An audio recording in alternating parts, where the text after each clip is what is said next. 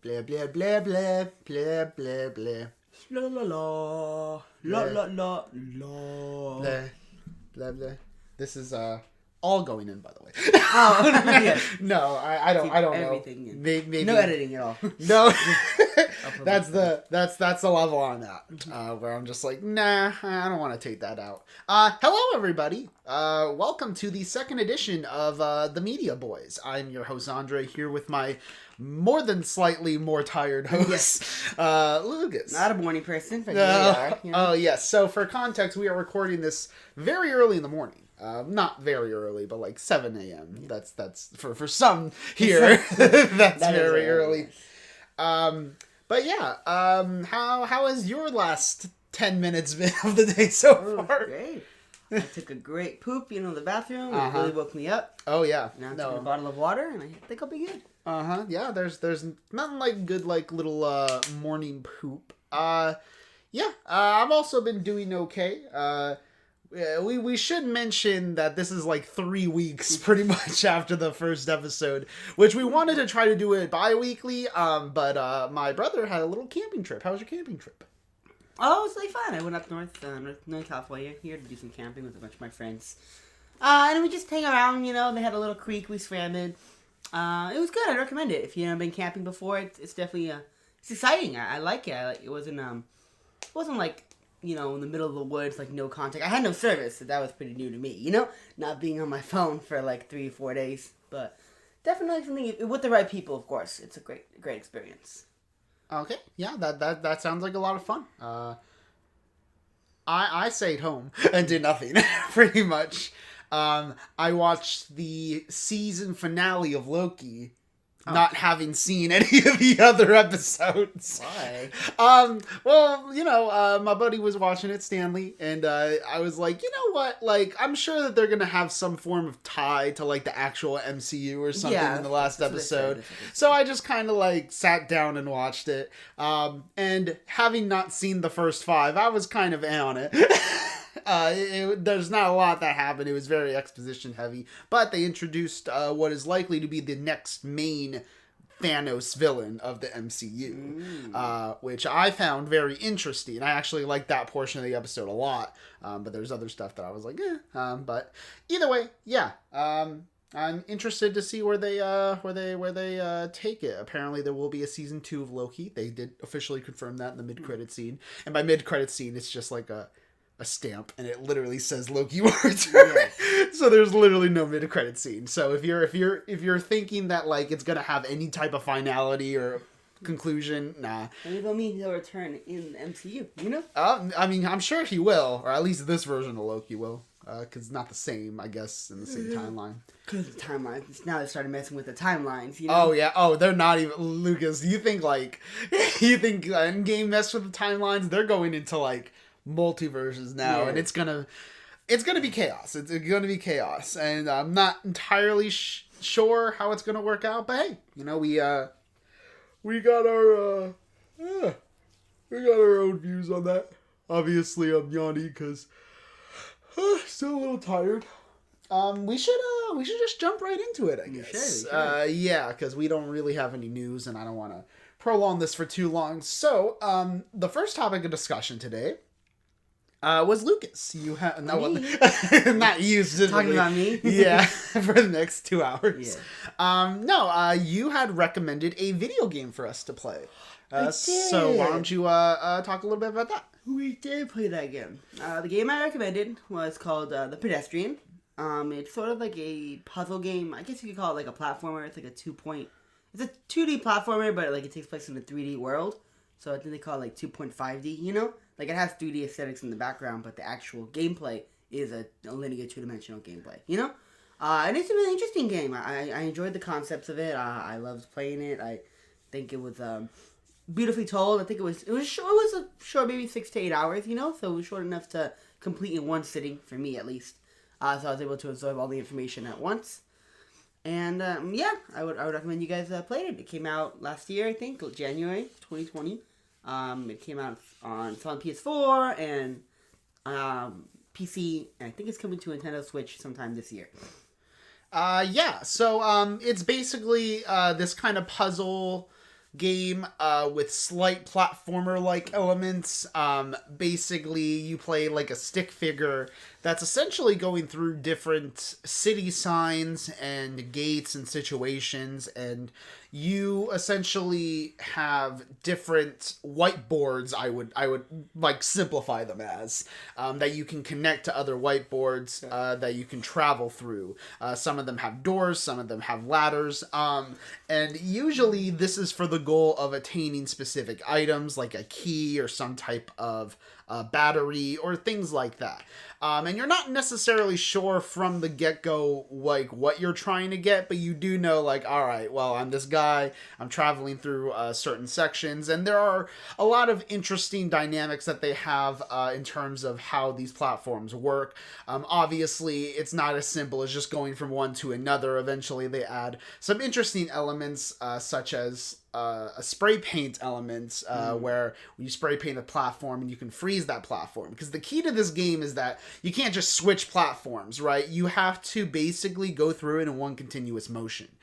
So if you like mess up at all, it resets everything, which definitely makes it frustrating if you have like 6 different platforms and you're trying to figure out, wait, like okay, a 12-step puzzle and you're on step 11, you're like, oh crap, I messed up. And you had to go all the way back. Yeah, I mean, I definitely enjoyed the experience a lot, actually. It was a very minimalist game in terms of like its design and how they set up this stick figure guy. But I honestly appreciated a lot of the art design style. I did think that the 3D backgrounds were very interesting to look at and kind of very city-like. I really like the designs of like the different areas you're going to, because you go to things from like restaurants or coffee shops to like construction areas and bridges, and you use like I would just say the New York subway system as kind of like a way to get to one place to another. So I did like that. I also like the little cute stick figure dude. He definitely he's trying to do things. And by the end of the game, you're kind of it takes a turn that you're not necessarily expecting, but was kind of welcome. What type of things did you like or not like about like the puzzles and stuff? I part of it, I did like that they were introducing new concepts in the puzzles. Basically, every area would have like a little theme, like for like what to do in that puzzle, like Andre mentioned with the paint. And there was another situation where they talked about it was sort of like it had holes in the frame. So essentially, if you were in the air or if you were hovering over the specific window and you moved the one whiteboard over the top of another whiteboard, you would then fall through. So that's what I mean when I say like 2.5D, because in that sense it is a 3-dimensional game because you're moving from one whiteboard to the other. Mm-hmm. But it is all done in a 2D way, where you're just moving everything point and click style. There's no need to turn the camera. There's no need to do any of that. I thought that was really interesting. There were a few things too I noticed a lot of the times, especially when you're idling as your character. They don't stand completely still. They oftentimes are just moving their arms. Yeah. And there's always like movement going on the screen. And I think it's really like meant to tell you to not to stay still. It doesn't want you to. Obviously, it wants you to understand the puzzle and view the puzzle, but it doesn't want you to just be playing the game and just keep screwing up. It wants you to take a bird's eye view, look at the puzzle, and get it done as soon as possible. I think that's what the game motivates you to do. Yeah, because when you start the puzzles, you're essentially just on your one screen and you get a zoomed view of your stick figure person. But you can zoom out to see the full strain of the puzzle, so you're essentially seeing it like from Lucas said, from like that bird's eye view. And you're getting basically the full picture. I would say actually it's more of a wide shot, because a bird's eye would imply that it's looking down. That's true, yeah. But I would say that like, in terms of the difficulties of the puzzle, they certainly did get pretty difficult in terms of what you have to do. Obviously, when they introduce new segments and new things, there is kind of okay, this is intriguing. I've realized I've been trained on this. But when they start meshing those elements together, there are a lot of puzzles where as you go on in the game, there's a lot more to do. Mm-hmm. And usually how the game works is you have like kind of like a hub base like puzzle that will lead you to 3 or 4 different areas where you have to get things in order to complete that said puzzle. At times, I will say that the difficulty was a little bit tough for me. I didn't use a walkthrough probably until like the 6th level or so, but I didn't rely on it a lot. What I did was I only would watch one step of the walkthrough just to get to the next step, so that I could try to see if I can figure it out from that next step. That's smart. Yeah, because I didn't want to just like, completely like copy and paste what somebody else's walkthrough was. True. Even though it's just how to beat the game. So like it's not necessarily like with a number of these puzzles. I'm not sure with every puzzle, but a number of them there are multiple ways to solve them. It's not directly just one specific way to solve it. So there could be that as well. It can give you a different view, like maybe you can do it this way instead of the way the guy in the video did it. Right, yes. And so there's a lot of interesting dynamics in terms of how the puzzles like are arranged. I did really like a lot of the thinking ahead that you had to do. Like you had to really like say, okay, so like as for example, there's a pipe situation that they introduced. So you can't move certain puzzles out of certain areas. So like let's say you have like a square with like pipes that are kind of like representing the lines of that square, turning into 4 different squares. The whiteboards in each square cannot move to other squares. You can connect doors through the little dots, but you can't necessarily move that. So you have to figure out ways to either remove the pipes or solve the puzzle in spite of them. In spite, pipe. They kind of rhyme. It's not a pun at all. I don't know why I made a big deal of that. Talk, Lucas, so I'm less embarrassed. No, yes. So you're saying, it's like, and that implements into like the whole 3D aspect of it as well, because you can't move particular frames of the puzzle, particular whiteboards out of certain spots on the big puzzle because of what's blocking it, So it's sort of like, oh, okay, this puzzle exists both in the 2D world that the stick figure exists in, and in a 3D world where you, as the puzzle curator, exist in, which will be revealed later as well, Oh, yeah. Necessarily is true. Yeah, and so, you don't really know exactly what you're doing at first, because a lot of it is really just, they don't really give you, like, a setup. Like, you just kind of drop in as the stick figure, and the intro to the game is you solving puzzles as the stick figure, but they're very small, like, easy, like you're just walking along and stuff like that. It does get more difficult as it goes on. What I will say is that when the reveal starts to happen and you start seeing like items, I have to admit, at first I was like, this doesn't feel right to me. Like, I was looking at this item you were making, thinking that I was legitimately making a bomb. Right. Like I was looking at this and go, oh, is this not? It's called the Pedestrian. You're going around car bomb, on the street. Because I was thinking to myself, like, all right, where is this going? And at a point, oh, by the way, spoilers for everything we're talking about, so I'm not going to worry about that. By the point where... I haven't played it yet, Andre's up. Yeah. I mean, like, what? All this time? Yeah, so you essentially turn into a human. Well, not necessarily turn into one. It turns out that you were kind of a human the whole time. So, yeah. And your stick figure dude is merely a tool that you're using in order to get, like, from one area to another. Yeah. And you're not necessarily sure what's trying to be accomplished here. But what I do love about this kind of little twist on it by the end was that as your human self, you yourself had to solve a miniature puzzle of the type that your stick figure dude was doing. There's a section where there's 4 buildings. This is pretty much the climax of the game. Or I wouldn't say climax, I guess, but like this is pretty much the final big puzzle of the game, where, you have 4 building rooftops and you are a human. However, there is a whiteboard section where you put your stick figure in, and you in the real world have to set it up so that your stick figure person can actually solve the puzzle within the whiteboard. Mm-hmm. But that puzzle is completely mimicking of the building that you're standing on. So there's a lot of interesting things that you have to do. Like you have to move boxes in real life, and then you have to go back and have when you move the doors in the puzzle, it changes which buildings are connected to which buildings on top. Oh yeah, because you can basically arrange the bridges, and I thought that was a really cool concept and something that honestly I was not really expecting at all from the game, which I thought was pretty surprising. I guess I wish.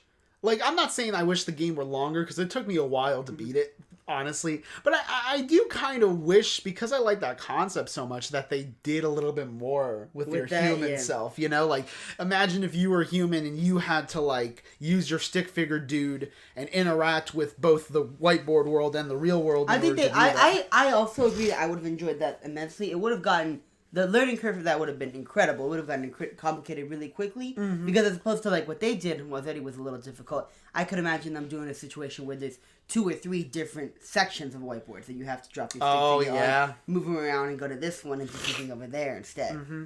And I was like, no, and I understand that the whole, maybe they didn't want, maybe that's for the next game. Yeah, the Pedestrian too. Yeah. And listen, I would definitely be interested in studying that, because like overall, like, by the end, like it leaves a kind of open ending for what even was going on the whole time, because they reference something called like what do they call it? By the end, it was like the high jump or like a long jump, the long jump, long skip or something. Yeah, like and we're like, what is a long jump? and it turns out, I guess he just goes to Valhalla.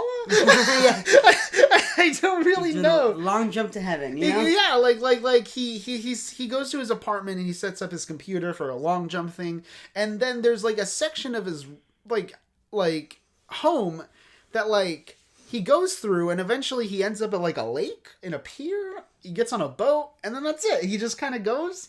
So you're kind of left wondering, man, like what was actually happening the whole time? Like obviously we found out that the date of the movie was 1994. The video game.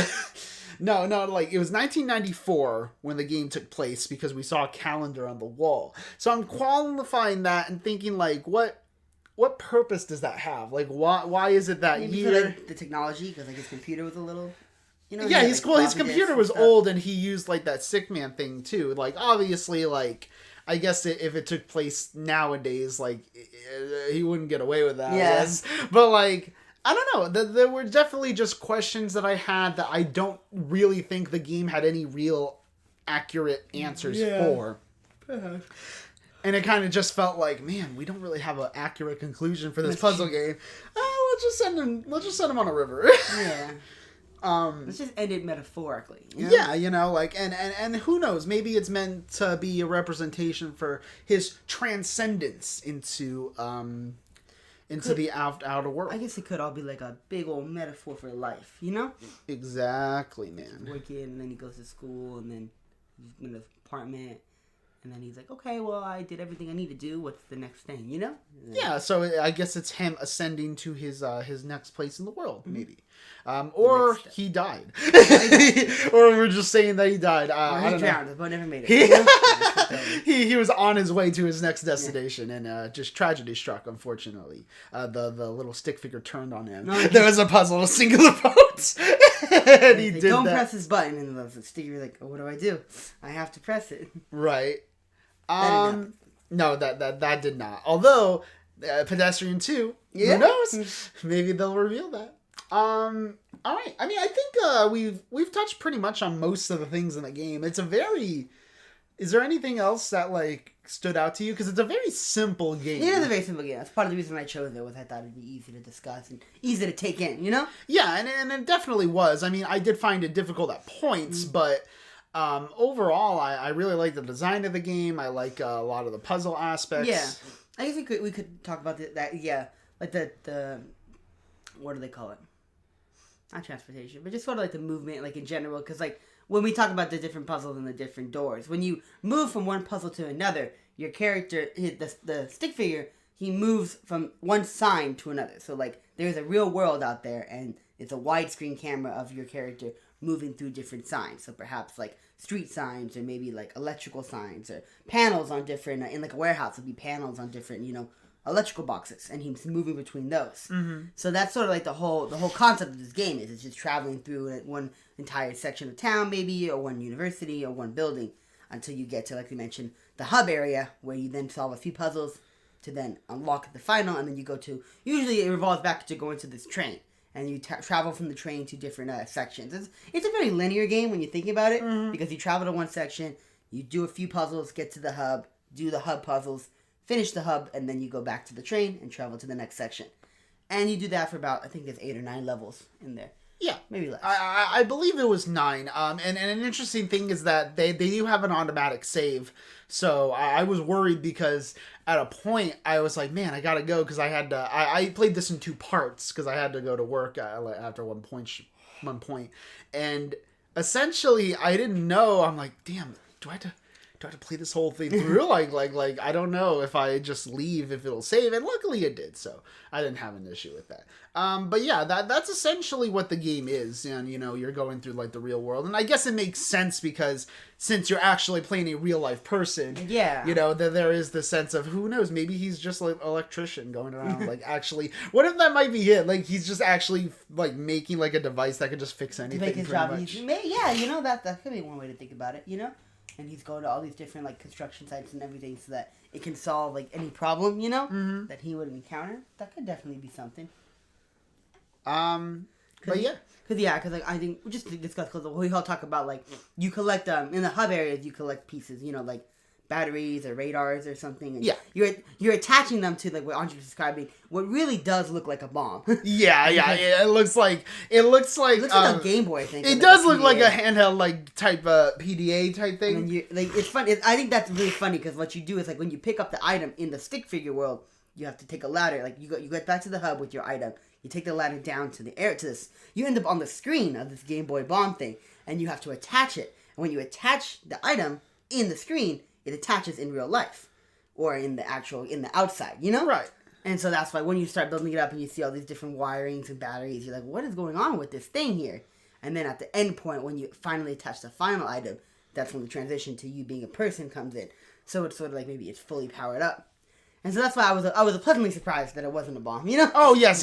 No, I given, like, where they actually went, I'm like, okay, this seems like a more satisfying ending, ironically, even though there's not, like, a lot explained. I think, though, it would have been funny if it was just, like, a 2-minute ending at the end. You pick it up, you walk down. It turns out you're just playing, like, a suicide bomber the whole time, You just, like, walk in, like, wow, what are all these people doing here? And then you hit, like, a button, and then the white screen, you're like, oh, no! I mean, for shock value, that definitely would have been interesting. I can't say I would have particularly felt that the journey was worth it at that point. And then they'll put like an in memoriam, and then all the people who worked on the game, they'll put all their names. See, I wonder if they ever had that idea when designing this, and then they were like, "Nah, we got." I'm plenty sure somebody looked at that. Somebody thought it was a bomb. You're like, sure. A lot of people are gonna think this is a bomb, right? And everyone else is like, no one's gonna think that. You're weird. You're the weird one. You're the weird one who wants it to be a bomb. Yeah. All our players here think it's a perfectly normal device. Okay. I think we've discussed everything that needs to be discussed. So I would recommend it, if I was going to give it like a rating, I'd probably give it like an 8. I like puzzle games. I definitely, for me at least, I think it could have been even more challenging. I do enjoy a tough puzzle. I enjoy thinking about it, and especially logical puzzles, or you have to work your mind around or a certain aspect, or like, you have an obstacle that looks like it's unavoidable, but you have to kind of really circumvent it. And I really enjoy working my brain around those kind of things. So definitely would have enjoyed more of this or a sequel. I will definitely be looking out for that as well. In terms of a rating, I'm kind of teetering between like a strong 7, light 8. Part of it is that like I'm not necessarily someone that plays a lot of video games. And also puzzle games specifically, there was a lot of moments where I was like, I was definitely struggling, especially when we got to the latter levels. Yeah, the things definitely got more complicated. And I do like the concept of transforming into a human. I think I'm going to stick with light 8. I think I really enjoyed it. I would definitely like revisit it in the future. I do think that like the ambiguous ending kind of felt a little bit cheap, like in terms of like, well, they didn't really have a story, but they tried to like they make tried this to do thing something. Yeah, and God damn. I will not edit any of that out.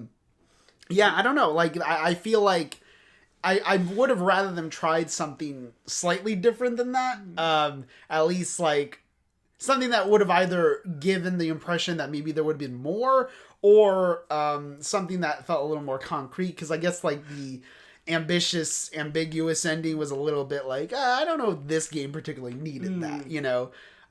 They might have been like overstretching a bit, but I still really enjoyed it. I liked a lot of the designs. I liked the platform and puzzle elements, and there's a good amount to like here. So yeah, well, most definitely yes, good amount to like. If you're into puzzle games, if you're not into puzzle games, maybe try a little bit, but might be not your bag, you know? Because yeah. It's what it is. It's a puzzle game. It is what it is. That's a good way to put it. There's no shooting, you know, there's no actiony. The music, the score, we didn't talk about the score. Oh, yes. The music was very nice and pleasant. It had a really kind of like whimsical feel to it, you know? Like you're kind of... It's very airy, let a lot of space. You exactly. I did like it a lot. So yeah, the music's very good. There are certain points, like if you're like on a puzzle, if you're in like the puzzle mode, like when you zoom out with the widescreen to move the puzzles, for long enough, the music sort of gets quieter and quieter until you can't. I don't know if you can even hear it anymore. There's a point where they're like, all right, you don't need this music. You gotta focus on you need to concentrate right now. You can't be listening to our music. Yeah, but then once you switch back to your guide, the music comes right back in it, you know? Right. So it's like, okay, we'll let you work it out. Oh, you got it? All right, here we go, you know? Let's get the running started. Right. So I thought that it really kind of like, the way it led you into the game or pulled you away from the game to help you focus, I thought that was interesting as well. Yeah, very interesting game. Would recommend. Recommendation from both of us. Mm-hmm. All right. So I guess we'll head into our next topic of discussion. Which you had to curate for us, correct? Yeah. I had to pick a movie for us to watch. So I decided to pick the newest Charlie Kaufman film, the 2020 film on Netflix, I'm Thinking of Ending Things. Which is a story about a couple who is visiting the parents at a farmhouse of the boyfriend. It starts off from the perspective of the girlfriend, whose name changes for various reasons throughout the movie. But it slowly switches perspectives throughout. This is not the type of movie that we can really just jump into being vague about it. Basically, true, yeah. It's a very dense movie. Very symbolic and metaphoric and all that. Mm-hmm. There's a lot of allusions to other pieces of media. There's a lot of long drawn out conversations. And keep in mind, I don't necessarily say drawn out in a bad way.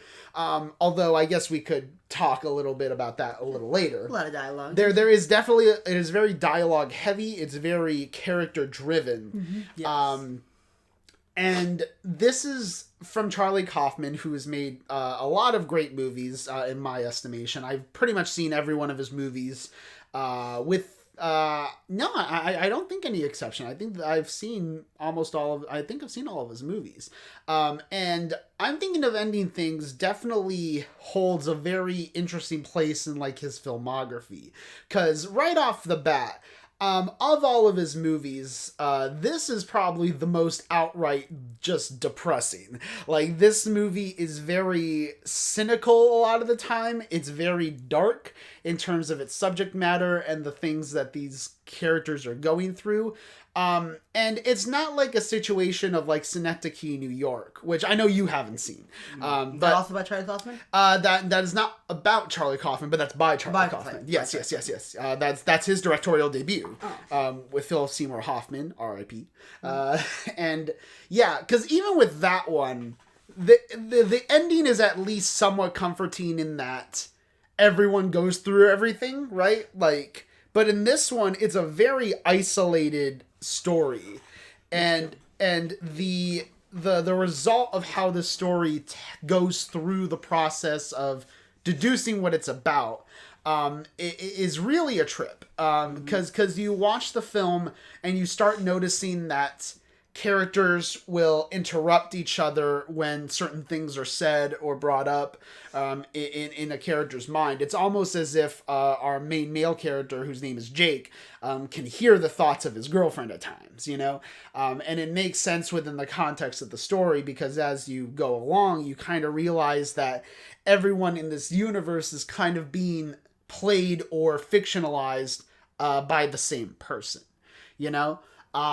Because the ultimate thing about this movie is that we're kind of viewing it between two different worlds. We have the world where these characters are going to the farmhouse, but we also have a world that we cut back to every now and then of just this janitor who's just mopping up, you know, hallways in a high school, chilling in his break room, doing his janitorly stuff. And it's revealed slowly through the film that the janitor and Jake are the same character. That's essentially what we're seeing is a fictionalization of the world or the experience that this janitor would have wanted to have with a girlfriend visiting the parents. Yeah. So there's a lot of details that kind of hint at this. There's a lot of things about the movie that kind of lean it towards in that direction.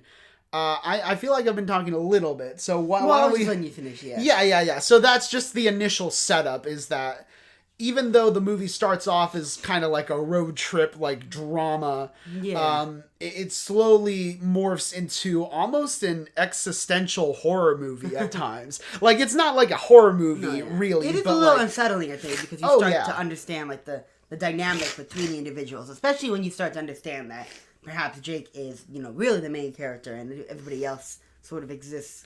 I don't want to say in his imagination, because I'm sure some of these people... So obviously these people did exist, you know? Mm-hmm. Because it's just the way that he views them, his interpretations of them, and his relationships to them are what's fictionalized. Right. But their existence is not disputed. They do exist. And so I thought that was a really interesting concept, because it was sort of this janitor guy just kind of... Maybe I'm not sure if he never had any experience like that. Like, he never brought a girl over to his parents. Because I think that's what was implied, just because of the relationship he had with his parents, and especially his parents. So a big thing here is the farm. So the first half of the film, we'll say it takes place at the farmhouse, I think. You know? Yeah. Well, the car / farmhouse. Yeah, the car. A lot of this movie, it takes place in like a car. Yeah. The first car scene is definitely more of an establishing between the relationship between these two individuals. Mm-hmm. It wants you to get to know these characters, get to know their relationship.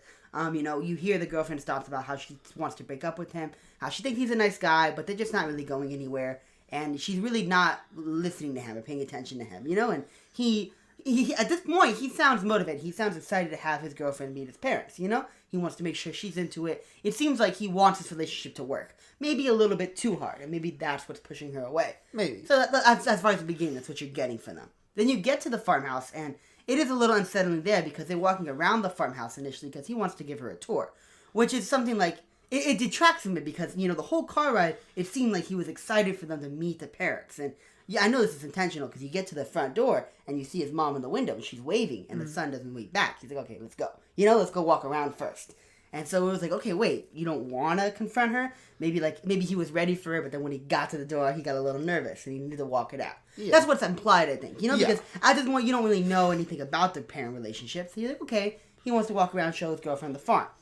And of course, you know, it's a farm, so they have animals. And there was a moment here, that was a little, the first unsettling part of the film when they discussed they had pigs. And I guess they used to have pigs, and he was telling the story. He's like, oh, I don't want to tell you this story about the pigs. And she's like, no, just tell me anyways. And apparently they were gone for a few days, the parents, and the pigs had developed maggots all in their stomach. They were eating them alive. When the father flipped the pig over, there was just maggots spilling out of the gut, you know? So it was definitely a little bit of an unsettling thing, especially something that I think it's sort of, it was a moment to tell you that, okay, maybe this man, I don't want to say he has a problem with boundaries, but it does tell you that he didn't have a problem informing her of this information when she asked for it, you know? Whereas some other individuals might have not said that, especially at the farm, especially with the parents, you know? Mm-hmm. They might have waited till maybe the car ride back or another day, a few days afterwards. So that's sort of establishing this guy's character, that he's someone who's, I would say, honest to a fault, you know? Where it's like, okay, if you want to know, I'll tell you, but you don't want to know, but I'll still tell you. True. And I also think that there is like a slight kind of like humorous moment where they're having dinner and that they bring out the pig, the ham. Got a ham. Yeah, and so she's just looking at her like, oh no. And listen, I mean, we haven't really talked a lot about like the technical aspects of the movie yet, but like let's just start off by saying, even beyond the story, like we'll take the story out of context for a second. I really think that the direction of this movie is pretty like immaculate in terms of how they present the idea, the situations that the characters get in. Like, I really love a lot of how the movie's framed, and just the way that you feel very claustrophobic because of it, you know, and it feels like the world within isn't really like expanding out. You have like the aspect ratio that's pretty much like, I don't know whether it's like a 4:3 or something like that, which could be as a way to like mimic like the type of movies that our janitor character like would have been interested in when he was younger or something like that. Maybe, yeah. You know, movies, yeah. And I mean, like, I don't necessarily know if there's any real reason that it's in that aspect ratio. I feel like the movie could have gotten away with it being widescreen. I think what you say about it being claustrophobic or kind of condensed is correct. It's probably just what it is, because when I think about it now, nearly every scene, you know, from the beginning in the farmhouse, in the car to the farmhouse to the car again to the scenes after that, it's all taking place basically in a room. Mm-hmm. You know, they don't have those establishing shots with the nature shots, you know? Right. Or like where she's looking out the window and then you show all the trees passing by, you know? Right. They don't do that. They show you the car the whole time. When they're outside, there's a part of the thing is that there's a big blizzard going on that night, you know? So when they go to the house and it's already snowing, you don't get a sense that it's a beautiful day outside. You get a sense that these people are here and they don't want to go anywhere else. So like, especially like when they go into the barn, into the farmhouse, it's always indoors. It's always with like basically the aspect ratio. There's nothing else exists outside of that.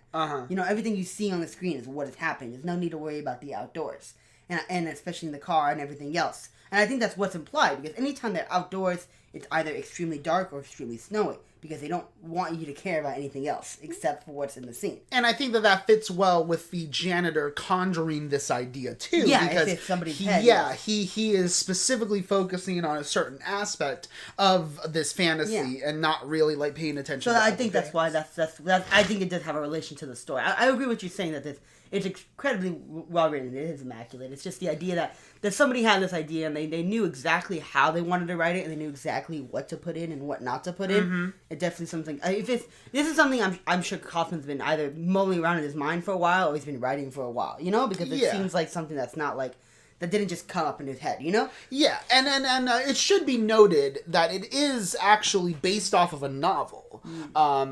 So the novel, I haven't read it, obviously, but what I understand of the novel is that it definitely does take this similar perspective. It is still about the janitor conjuring this idea and stuff like that. But the way that Kaufman decides to kind of trick the audience using these filmmaking techniques, you know, whenever somebody brings up the idea of death, usually there's really abrupt cuts and, you know, there's quick transitions, or the characters will just kind of mull away from it, you know, because ultimately that idea of death is kind of conjuring in the janitor's mind, and he is doing everything in his power to essentially avoid that. You know, this whole fantasy, in a sense, is him trying to avoid the thought of committing suicide. And so, but as the fantasy goes on, it starts kind of becoming like chaotic, you know, like the parents don't seem to have the best relationship with the son. Now, whether or not all of this is true or false in the janitor's real life may or may not be true, but it's clear that the janitor doesn't have a high opinion of his parents. Yes. You know, and you mentioned something on your viewing about like the father and the son relationship. Yes, I definitely noticed something. I guess I could rewatch it to solidify this, but from my recollection, at least in a lot of the scenes here, is from the beginning meeting with the father, he would only look to and refer to the girlfriend. You know, he shook her hand initially. He didn't shake his son's hand. He didn't make eye contact with his son throughout the entire film. From what I noticed, it was always, he would talk to the son. He would reference him by name. He would say, "Hey, Jake." But when he said that, he was either always looking at his girlfriend or he was looking at his wife, the father's wife, Jake's mother, that girl. Mm-hmm. So it was like, I'm not sure if I'm sure the character's written that way to intentionally not see the son, but that got me thinking, like, okay, what exactly was the son's relationship to this father? And I think, of course, it's like, there's nothing's explicitly said. Everything is glossed over and mentioned, Mm-hmm. Like, they mentioned a basement section, They had a basement door which had scratches all along the sides of it, and it looked like it had been, barred, closed, and locked multiple times repeatedly. And when asked about that, Jake told his girlfriend, it's probably just the dog, because he has a dog, and the dog scratches. But it's really prevalent that the dog wouldn't be making those kinds of scratches, mm-hmm. And I also want to point out that, like, what's interesting about the dog is that because the janitor is controlling this memory, other characters within this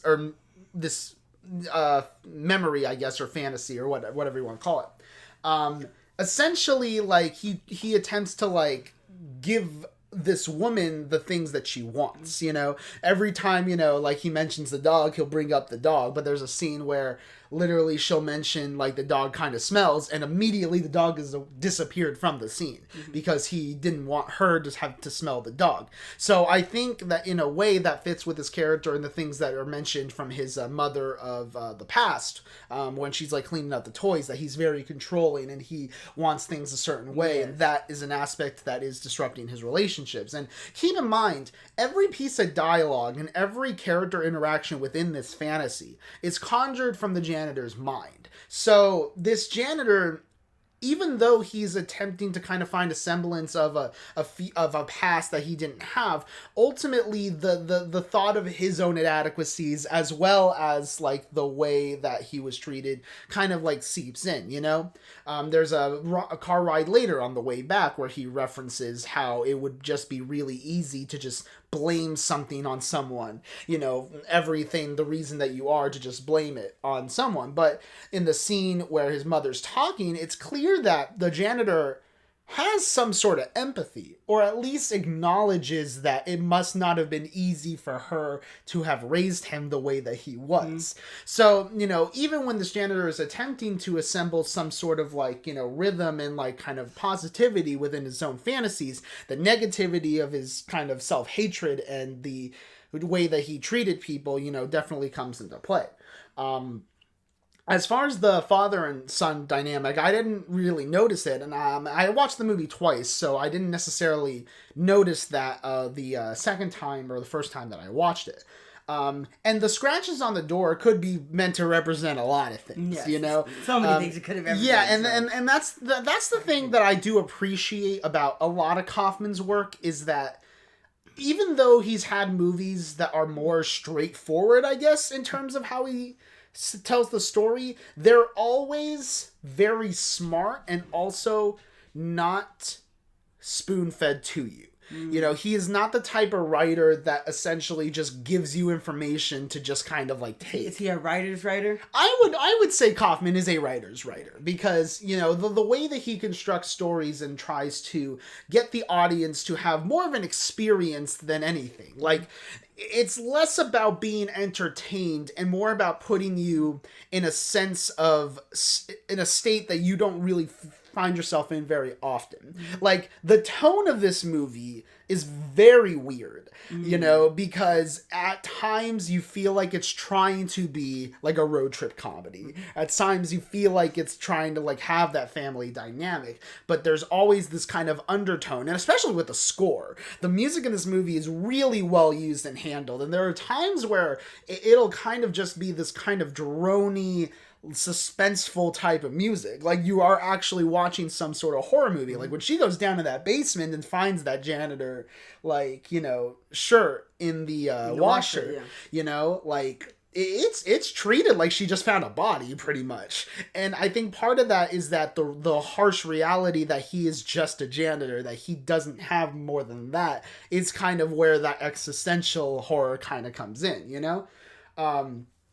And there's a lot of weird things happening with the parents. They're constantly changing ages and having different ailments, The mom goes from, being really old to really young to pretty much being dead. And then even when she's dead, the dad will come out and he looks like he's in his, like, late 30s, early 40s, brown hair, he's all good, So they reverse, like, oppositely, Yeah, and listen, like, the performances in this movie are just off the charts. Like, everyone does an excellent job, and I really appreciate, like, a lot of the mannerisms and the way that these characters hold each other. Because throughout the movie, you never once don't buy that these characters are playing the age that they are, you know? Like, when they're really old, like, they have, like, that kind of reserved stillness to them.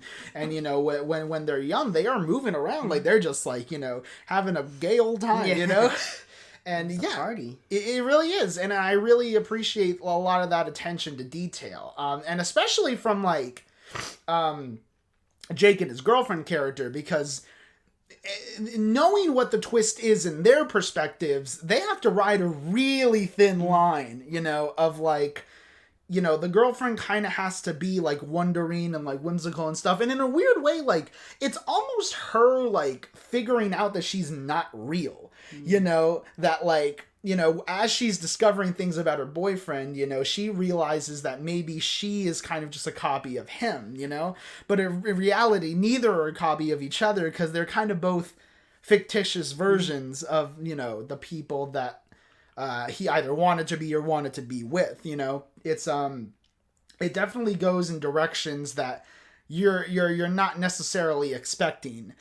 In terms of where they're setting it up, because after the whole dinner thing, you know, and they kind of interacting, you know, she gets a lot of hints, but she doesn't really put anything together at all. And on the way back, it's a lot different of a conversation that they're having, you know, because it's less about setting up the situation of where they're going and more explaining where they are, I guess, if that makes any sense. That's an interesting way to think about it, yes, because of the way... sort of like how, like, going into it, you know, you know where they are at a certain point, because of, like, you see the relationship between the son and the parents, and you see her kind of, like, as she develops more and more wanting to go home or wanting to get out of there, you know? And, like, on the way back, it's definitely, like, the tone of the film shifts, even though it doesn't have a consistent tone, you know? There is, like, definitely, like, okay, we're shifting into another gear here, you know? Because now we have to realize, okay, maybe this film it's about more than just what's given to you on the paper, you know? Oh, yeah. It's definitely more relevant. The way that he talks when he starts talking about I want to remember when it was when his monologue about, like, the plays and stuff. Was that on the ride there, or was that on the car ride back? The Oklahoma play, I believe that was on the ride there. And it's interesting because the movie is also edited amazingly, you know, because, like, it's able to transition seamlessly from scene to scene while also still keeping within the natural rhythm. Like, when you notice, like, there's they're listening to the Oklahoma song, and then it cuts back to the janitor actually listening to that same song being performed on stage, you know, during, like, the rehearsals and stuff like that, which kind of takes him out of his fantasy. And a big thing about that song too is, like, the kind of vibrancy of the future and the way that, like, you know, you have all the time in the world to fix yourself, and that kind of really struck a chord with that character because he's an old man who has nowhere to go, you know, like, time has essentially forgotten him, and even if he wanted to do better in the future, he doesn't have the opportunity to, because he doesn't really have the time that these characters in that play does. So I think that's a big reason why it cut away to the real world, because those lines kind of resonated with him, you know? But I believe that was on the way to the thing. There are a lot of, like, kind of more harsher conversations on the way back, you know, where he was talking about how, you know, a lot of it is just a lie. The fact that things will get better, the fact that God has a plan for everyone, you know, like the thing about just kind of feeling so down on his own life and stuff. And it's interesting that, you know, Jesse Plemons, who plays Jake, he definitely has to ride that line as well of, like, he's speaking in the moment, but he's also speaking from the perspective of the janitor, you know? Of his future self. Yeah, you know, especially when he's describing, like, oh, when you get old, you lose your sight, you lose your hearing, you know? Like, there's a lot of things. It's not just that he's, you know... what is it? It's not that he's just talking about that in, like, a, like, future thing. He's talking about that in hindsight, you know? Like, he knows all about that.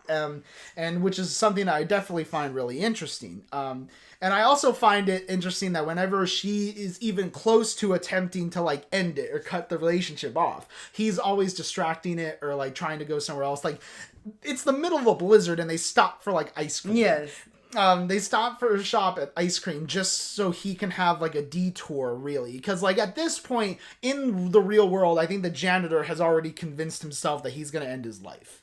And the ice cream thing is just a way for him to avoid having to do that or prolonging it as long as he can. The one thing that he does enjoy in his life, you know? Yeah, you know, and it definitely seems like he does like working at his job and stuff, but it also seems like the job is the only thing that has some sort of fulfillment, you know? And a lot of the things come down to like his character just hasn't, never took opportunities or never had a lot of things to really do. I mean, even if you notice the very beginning with the janitor, he's living in the same house that his parents lived in, and like the fact that he's still living in that same farmhouse. He's working at the same school that he went to high school in, and it's a situation of, he doesn't really have anywhere to go. When they eventually get to the high school, it's a weird situation because there's a lot of things that lead up to this where the girl doesn't want to go. Like he's like, I just want to throw this away, even though it's a blizzard. He could just throw it out the door if he really wanted to, but he doesn't because he wants to kind of prolong this fantasy of his. That's true.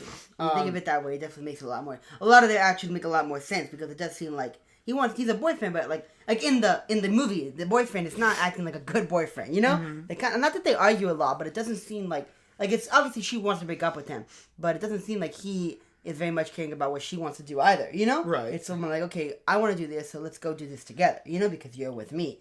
And she's like, well, what about what I want to do? It's like, we'll get to that eventually, Yeah. And part of that is also like, I don't know, I feel like it's partly like touched upon later, where he stops the card, they throw it away, and, they're just sitting there, and he almost tries to kind of sexualize the fantasy, where they start, like, making out in the car, and then you see a brief vision of, like, the janitor watching from a window, and so that is an inciting incident that causes Jake to go into the school to confront the janitor, because in reality, that's the janitor's own consciousness criticizing him for longing for that, type of relationship, and kind of turning the fantasy into something that, like, it shouldn't be, I suppose. And then from there, oh man, once they get into the school, that's when the movie really gets, like, off the rails, because when she interacts with the janitor asking about her boyfriend, it's revealed that she as a character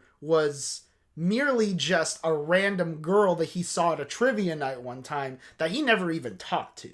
And the fact that he took her template of a person and inserted it into his own mind as like a replacement for what his girlfriend would have been, And this is also shown throughout the movie where, her name's constantly changing. Her occupation is constantly changing. The story of how they met is constantly changing as well. Yeah, sometimes it's about the trivia night. Other times he took a plot line from a movie he saw while eating lunch and said, that's how we met. The janitor sees the movie and then they show that scene, and then later in the film they discuss about how they met, and it's like, wait, it sounds original, but you have to, when you think about it, it's like that's the same way that the people in the movie met, the movie that he was watching. But exactly.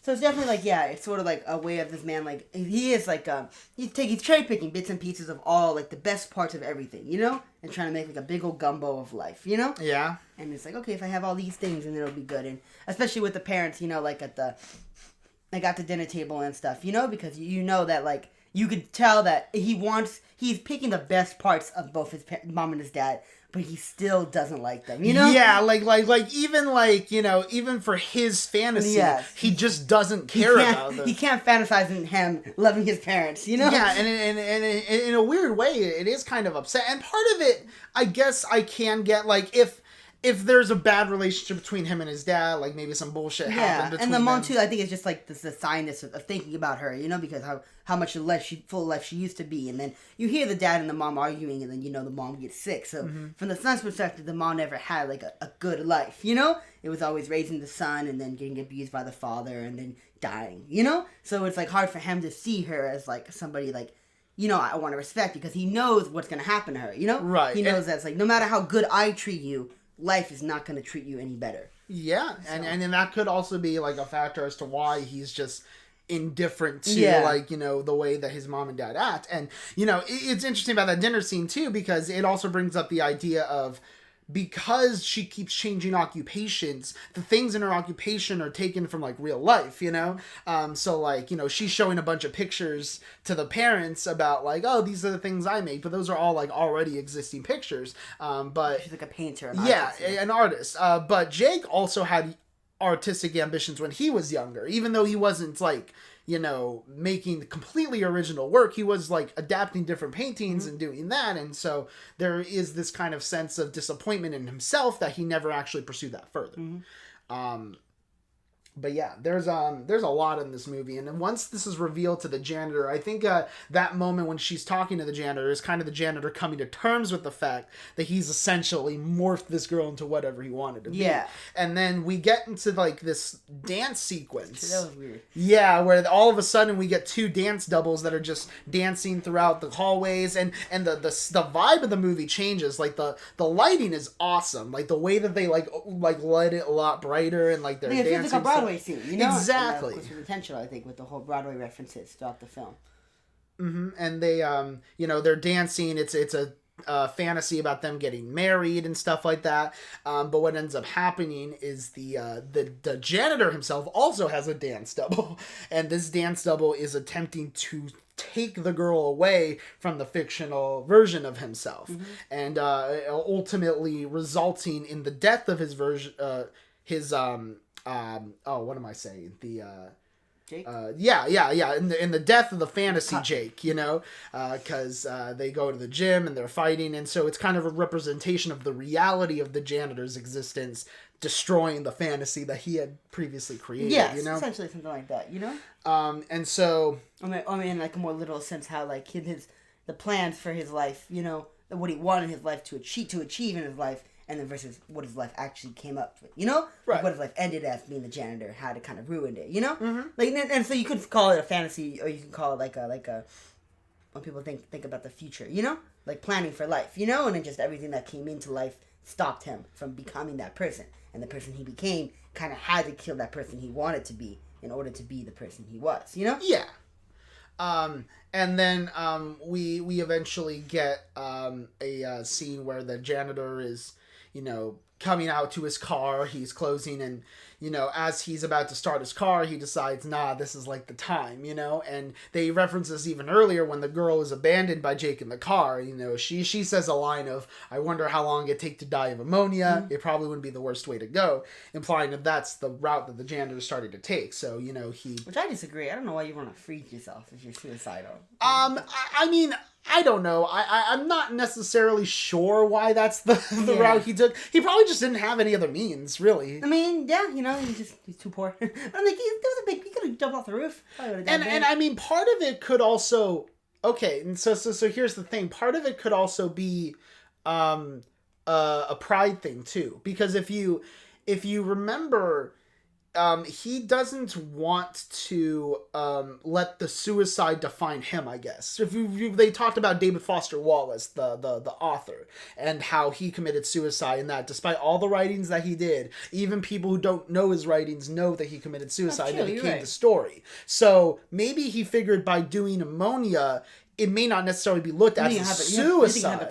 Hypothermia, sorry. It may not be looked at as a suicide per se. They could have maybe determined that, hey, maybe he had some sort of heart attack and just got frozen over, or some shit like that. So potentially, so he doesn't be remembered for. Okay, yeah. So maybe he didn't. Yeah, he didn't want to be remembered for that suicide specifically. No, so maybe that's a method that he thought, hey, maybe this might. That makes it make a lot more sense. You know, both the aspect of him, you know, being probably not like not. I don't think he's poor enough, but probably doesn't have. He's not very affluential. You know, the fact that it's blizzarding all the time and it's always snowing. It's like, it's incredibly convenient if you want to freeze to death to just do it, you know? And the idea that, you know, freezing to death and getting woken up, it'd be difficult to say, oh yeah, he totally did that intentionally, you know? They'll probably think maybe he was old, maybe he had a stroke or a heart attack or something, and we'll never know because he froze and it's just not a big deal, you know? Yeah. So that way he's remembered as somebody who just passed away and not somebody who took his own life. You know, he didn't want to be that cautionary tale, as he said that's in the what he was talking about the other people. Yeah, no, and I definitely make a lot more sense when you think about all of Jake's lines about suicide. Yeah, and I think that's what's really impressive about the movie is that, like, every line pretty much I will get into my only actual criticism of the movie. I know, right? Which is that I do find some of the car scenes to be very long.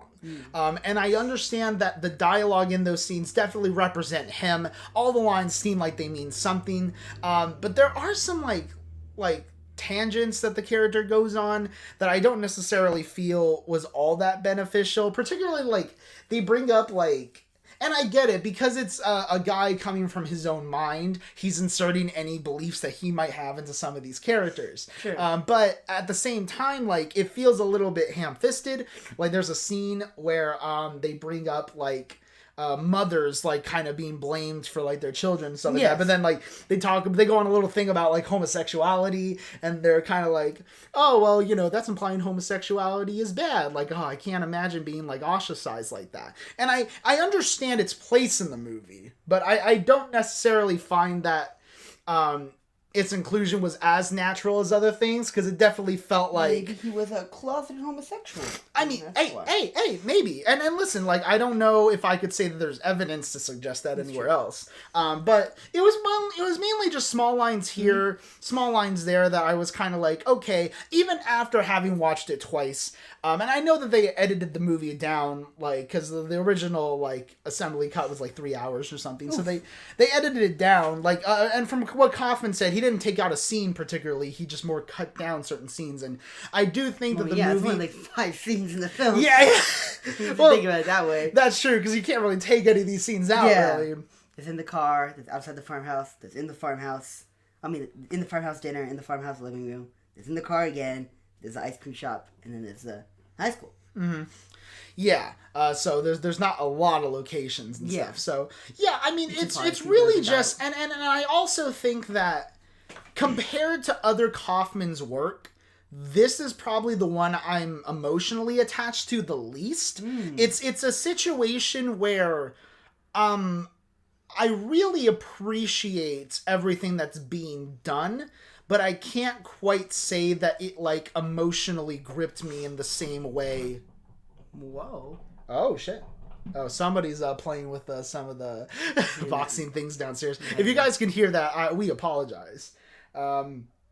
But yeah, and listen, after that, he starts going through a paradoxical undressing, you know, where he's taking off all of his clothes because he feels hot, even though he's freezing to death. Yeah. He starts hallucinating. He hallucinates, like, the ice cream shop song. And then he sees a, like, 2D, like, pig that has maggots in it, and the pig just starts talking to him and telling him to come into the thing. And that was one of the, like, best and just most unsettling lines in the movie, where he's walking down the hall and the pig essentially says, hey, someone has to be a pig infested with maggots. It might as well be you. Like, that, I was like, bro, man, like, that actually, I mean, it's not true, but it's also like, man, like, just the lengths by which this character just feels about himself, you know? And the movie pretty much ends with a Broadway performance of what it appears that he's accepting, like, a prize of some sort, and he performs a song. It's a different fantasy, I think. Or maybe it's, like, the future of that original fantasy, you know? Yeah, potentially. Or this could also be, like, his final fantasy as he's, like, dying. Because a lot of it, like, you know, when he's singing, and by the way, Jesse Plemons, I didn't know he could sing. Like, he sang very well in that song and stuff. And I haven't seen Oklahoma or heard the song outside of the context of this movie, but yeah, it definitely felt like it fit perfectly with the context, you know? Because he's, like, you know, singing about, like, being lonely and, like, fantasizing about a girl, but ultimately waking up in an empty room again, you know? It's like, you know, not again, not anymore. I'm going to go out there and not fantasize. Make that my reality. Yeah, and then, like, you know, it fades to blue, I think representing the death of him, and then it just ends on a shot of, it's covered in snow of his little truck, you know? And that's pretty much how the movie goes. It's a really interesting, transportive experience.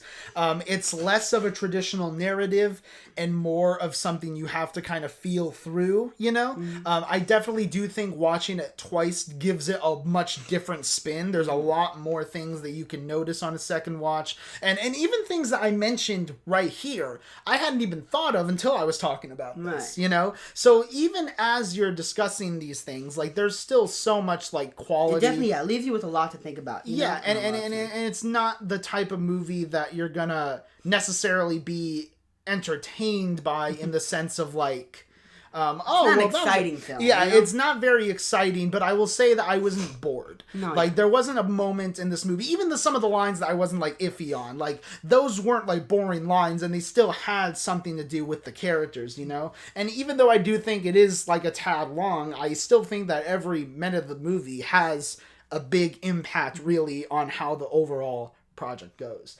So, yeah, I really love this movie. I think it's pretty excellent. In terms of a rating, I'd probably stick it with like a decent 9 out of 10.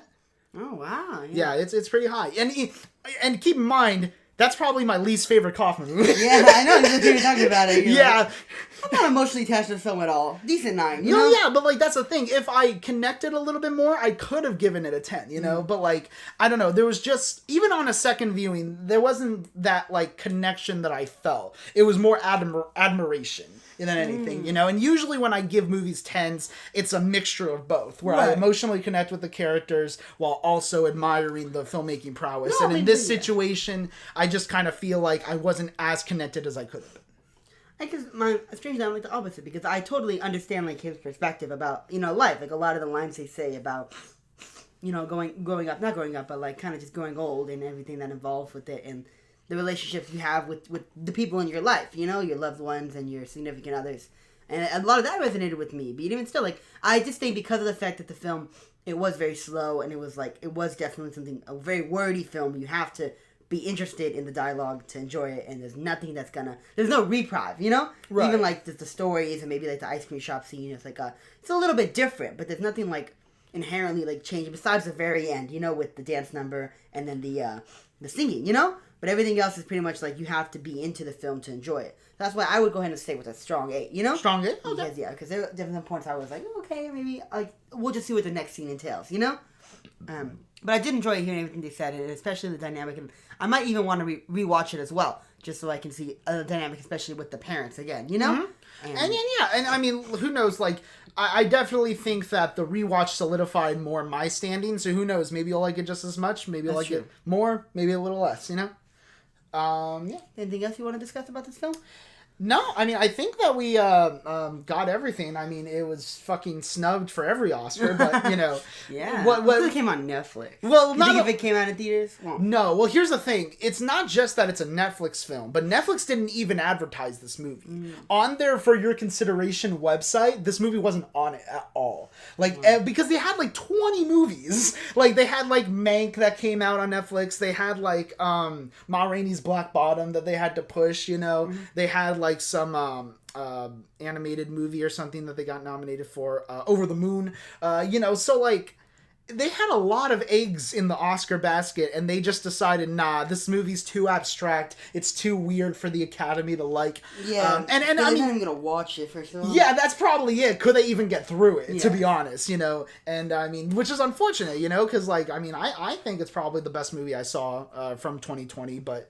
You know, obviously I understand why it wasn't on, but it didn't even get, like, adapted screenplay or editing, you know? And for Kaufman, who usually, like, even for stuff, you know, he hasn't gotten back to the Oscar game since he won for Eternal Sunshine, which was, like, in 2005, so it's been a while, so... I mean, I'm not saying he makes movies for that, you know, and I don't think that it needs to be nominated in order to be great. It's right, just, but it's just... It's just a little disappointing. Seeing what he makes, and you're like, this is the kind of stuff that should be nominated for Oscars, yeah, you know, especially considering, like, I don't know, like, the fact that they just didn't have, like, a lot of great movies, you know? In 2020? Yeah, I mean, there were still some great ones, but I don't know. Like, Promising Young Woman gets a Best Picture nod, but, like, this is a little... Not this one? Yeah, I don't know. I'm pretty sure all the people that watch Promising Young Woman would like it better than this one, though. Oh, for sure. It's definitely a more accessible movie, I'd say. All right. Well... We have one last thing to talk about. We do. We do have a mutual decision of music that was made. Yes. So we have another Kids Bop situation. So here's what happened. We were going to review the Backstreet Bois debut album, the self-titled album Backstreet Boys. So I listened to the Backstreet Boys album on Spotify, only to find out that is the U.S. debut of the Backstreet Boys. which is actually a compilation of songs from 2 previous albums they had already recorded. Their first album, Backstreet Bois, their debut, came out in Germany in '96, followed by a follow-up album, Backstreet's Back, which is their second international album. So what ended up happening is the US didn't have either of these albums released here. So they released a separate Backstreet Boys US debut, in which they just compiled songs from both the first and second album and advertised it as their first. Not even all the best ones, too. It's not even it's not... So... Some of them, but, like, not all of them, you know? Yeah, so like, what I decided to do was we're going to quickly run through both albums and just talk about the songs we like from both, and then just kind of work that around, because it's a lot of songs. You want to do like the original albums, or do you want to go based on the Spotify one? Because that's the most successful one. Everyone, when you think of the Backstreet Boys, that's the US debut. That's probably what you're thinking of. Yeah, you know? I mean, we can just do that. I mean, in terms of like saving time, I guess, you know. Yeah. Because we can discuss the other one. I'm saying we can afterwards. You mean? Yes, right? yes. Okay, so we will talk about the Backstreet Boys US debut. It is 12 tracks long, compiling of songs from both the first and second album. So the first song we got is We've Got It Going On, which is the first one on their original, and also the first one here, which is a really great song. I think so too, yeah. Definitely sets a tone for the album, you know? You're like, okay, these guys, they got it going on, you know? Yeah. Bunch of young dudes, and you got a little bit of the pop in it, and you got a little bit of definitely the R&B, of course, you know? And it's like very, very heavily, and it's compared to a lot of their songs, it's very upbeat. You know, you want to listen to it. It's not like a love. It's not like a love song, but it's not like a trap song. You know, it's very much like a banger type of party song. You know, I really like a lot of the intro stuff. I like the harmonizing. The vocals are great as always. My only thing is like I don't really like the second verse and kind of like the funky flow that like the singer imposed. Oh yeah, because it was like a little bit more like rappy. I think it was I don't want to say ahead of its time, but it didn't necessarily fit with the rest of the song. Yeah, know? Like and I kind of felt like it was a little bit like reaching. It was a little bit of a stretch for them to kind of do that. And out of the element a little bit. Yeah, I personally didn't feel like it was all that great, you know. But the song overall, I think is really good. It's a really strong intro to the album. So the second song, what was it on that is Quit Playing Games With My Heart. This one was kind of one of the like more okay tracks, you know. I think that we had a really high start with the intro, and this one kind of like, okay, it kept somewhat of the same place. I'm not necessarily a bigger fan of it compared to like their other stuff. Yeah, it's not as much of a like a party anthem as the original first one is, but it is a lot more like a love ballad, you know? And it's like, I like the beat too, you know, like, of course they're harmonizing and their vocals always sells it, you know, for me, you know? Quit playing games with my heart, you know? Yeah, well I think that's the chorus, you know, it's probably the best part. To be honest, I like the verses better. I kind of think the chorus is a little bit weak compared to like their other songs on the record. It's a little bit too repetitive for me. I mean, obviously, I know. What do you mean? Lucas, I know. A pop song? Repetitive? I don't like it. Okay, no, that's not what I mean. You can have a repetitive hook. I just didn't care for it that much. I like the verse switch. Like, they kind of had like a beat switch during like the later verses and stuff that. That I thought actually worked pretty well. That's probably why I like this one a little bit too, because I like the way that the Backstreet Boys do with some of their songs, where they're very like, they obviously, you know, it's a pop or it's R&B, but they don't like, the one song isn't one genre, you know? Yes. Typically, they have a little bit of everything in there. Sometimes they do reach for it, but sometimes it fits, you know? It's like, okay, we did this in the first verse, let's do this in the second verse, and then we'll do this for the chorus, you know? Mm-hmm. And they'll have almost three different genres kind of bundled into one song. And it really works, especially because they have a boy band aesthetic. So you have different singers to sing different parts, you know? You have different arrangements and different sections of it. So it really does feel like not like three different bands collabing on one song, you know? Right. But it's all the same band. Yes. And I definitely appreciate that. Like, instrumentally, like, these beats are very good. They have a lot of nice, like, aesthetics to them. Okay. Sorry, I got actual notes here for the things. Oh, yeah, okay. if you want to read anything else, I'm just trying to remember off my head. No, I mean, I think that that's probably it for that song. Like I said, it was a kind of song. As Long as You Love Me, not the Justin Bieber song. Featuring Justin Bieber? When he was like, how old would he have been? Like 12? I have no idea. I think that was on the other album, yes. So I actually really like this song a lot. I think it's it's a very pleasant and nice arranged song. I like the sentiments of, like, hey, listen, girl, I know that, you might have bad shit in your past, but we all do, as long as you love me and I love you, we're okay, It's like, it's you and me against the world, Exactly. I like that aesthetic when music comes in, because a lot of times with love and stuff, it's like, yeah, obviously, you both live in a real world and you both have your own lives, but it's like, the point of being in love and the point of having somebody is to be there for them when they need you, and for you to have somebody to be there for you, and so for it to be established that it's like, hey, as long as you're there for me, I don't care what goes on in your life, aside from if it doesn't involve me, it doesn't involve me, If you're there for me, I'll be there for you if you need me. Now keep in mind, very pure. It's a very pure song. Now keep in mind, obviously, there are probably limits to that. Yeah. Yeah, it's okay if you're a serial killer, honey. It's as long as you love me. Love is blind on you, that's what they say. You're not going to kill me, right? No, okay, good. Okay, we're fine. Well, anyways, okay, so the fourth track is Everybody, Backstreet's Back. There you go. Classic. It is a classic song. You already know the song. Yeah, I don't think we really need to even say much about it. It's just such a fun, energetic party song. Just like the "Am I sexual?" Oh man. Backstreet. Yeah, it's just like so, and then knowing that that's the intro track to the second album, Backstreet's Back, it just really adds like a nice oh yeah, this definitely would have been a great opening track. Yeah, and that's why they did that. I'm glad they did that, both the opening track and the first few parts of the song, because they want you to think, okay, well this is their aesthetic, these are their first songs, and this is their next one, and then I think everything else is. Sort of now from there I feel like that's when they're starting to pick and choose, Yeah, because at this point we get into track number 5, All I Have to Give, which is another one that I'm like, all right, it's not necessarily like the worst song. I don't think it's like the worst song in their filmography, in their discography for sure. Or the discography we've listened to, which is their first. Yeah, but that's also like, the lyrics kind of there's not boundaries with the character in the lyrics. I feel like he's a little bit pushy on the subject of the girl, which granted, that is a common theme that kind of goes on. The times, Yeah, From our 2021 perspective, our baby, it's cold outside, Yeah. I mean, I don't think it goes that far, but it still is kind of oh man, I feel like he's not giving them space. Yeah. I still think it's decently vocalized and the music's still nice on it. I also just think it's too long, which is also another thing with some of these songs. I just think that they're way too long songs. Again, a product of its time, It's like there was a longer thing. You want the radio play, so you want a longer song, Mm-hmm. No, I understand. But I feel like, would they have played a near 5-minute song on the radio back then? Because I feel like now that sounds like a fantasy. Now it does, yes. But this is, 25 years ago?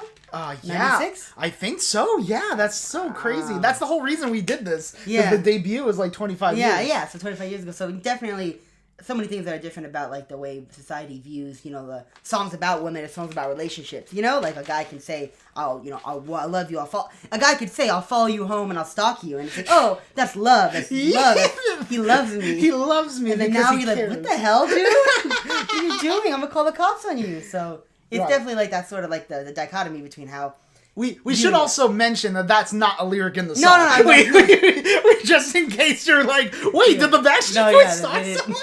I'm sorry about that. No, it's okay. I just find it funny that someone's like, whoa, they were really mean. But somebody would be like, oh my god, they're stalking me, I love them. The Backstreet Boys. Exactly. All 7 of us in a van, Right. outside your house. But yeah. Alright. Well, anyways, we got a track number 6 here. Anywhere for You.